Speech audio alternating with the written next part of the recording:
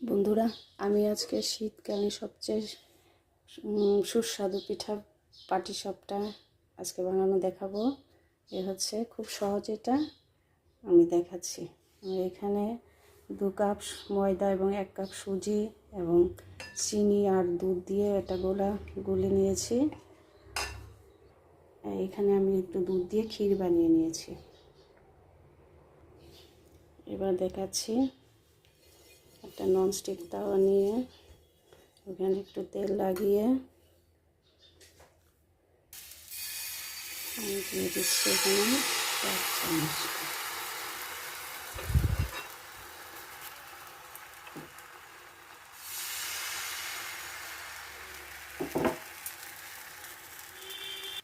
তারপর এর মধ্যে আমি দুধের ক্ষীরটা দিয়ে দিয়েছি। এবার আমি উল্টে নেব।